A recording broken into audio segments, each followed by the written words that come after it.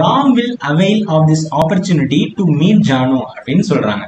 So இந்த இடத்துல நம்ம ராம் வந்து இந்த ஆப்பர்ச்சுனிட்டியை பயன்படுத்தி ஜானுவை மீட் பண்ணிட்டு ஆர்வமா இருக்காங்களா? ஸோ 96 கதை தான். ஸோ அவைல்னா என்னன்னு பார்த்தீங்கன்னா பயன்படுத்துறது. சரிங்களா? ஒரு விஷயம் ஏதாச்சும் நமக்கு ஒரு ஆப்பர்ச்சுனிட்டி வந்தா ஃபுல்லா யூட்டிலைஸ் பண்ணிக்கிறதுன்னு சொல்லுவாங்க பாத்தீங்களா, அதுதான் அவைல்னு சொல்லுவாங்க.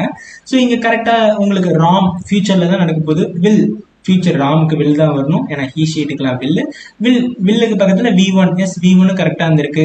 எதை அவைல் பண்ணிப்பாங்கன்னா இந்த opportunity this opportunity correct. To meet as infinitive act ஆயிருக்கு. ஜானு டு மீட் ஜானு எல்லாமே கரெக்டா இருக்குப்பா. இங்க என்னப்பா தப்பு அப்படின்னு நினைப்பீங்க.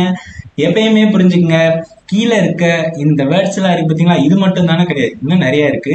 ஸோ இந்த மாதிரி எந்த வேர்டு வந்தாலும் பின்னாடி ரிஃப்ளெக்சிவ் ப்ரொனவுன் கண்டிப்பா போடணும்.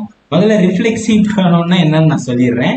இந்த my self, him self, her self, your self, இந்த மாதிரி செல்ஃப்னு போட்டு வரும் பாத்தீங்களா, இது எல்லாமே ரிஃப்ளெக்சிவ் ப்ரொனவுன். அதாவது தனக்கு தானே பண்ணிக்கிறது. சரிங்களா? ஸோ இங்க என்ன வந்திருக்குன்னா ராமில் அவைல் ஹிம் செல்ஃப் அப்படின்னு வந்திருக்கணும். ஏன்னா ராம்ங்கிறது ஹீல வருவாரு, அதனால ஹிம்செல்ஃப் அப்படின்னு வந்திருக்கணும். ஸோ செல்ஃப்னு முடிஞ்சாவே இது ரிஃப்ளெக்சிவ் ப்ரொனவுன். அதாவது சப்ஜெக்டும் ஆப்ஜெக்டும் ஒரே நபரா இருந்தா அங்க ரிஃப்ளெக்சிவ் ப்ரொனவுன் போடணும். சரிங்களா? அதாவது இது எல்லாமே ரிஃப்ளெக்சிவ் வெர்ப்ஸ் அப்படின்னு சொல்லுவாங்க. தனக்கு தானே பண்ணிக்கிறது. சப்ஜெக்டும் ஆப்ஜெக்டும் சேமா இருந்தா அங்க ரிஃப்ளெக்சிவ் ப்ரொனவுன். ஸோ இங்க பாத்தீங்கன்னா ராம் வில் அவைல் பயன்படுத்திப்பாங்க. ஸோ இதை பயன்படுத்துறது ராம் தான், சப்ஜெக்டும் அதான், ஆப்ஜெக்ட்டுமே உங்களுக்கு ராம் தான். சரிங்களா? ஸோ அதனால இங்க ஹிம்செல்ஃப்னு வந்திருக்கணும். வில் அவைல் ஹிம்செல்ஃப் இந்த இடத்துல வந்திருக்கணும். ஸோ இதுதான் இன்னைக்கு கத்துக்கிட்ட ஒரு கிராமர்.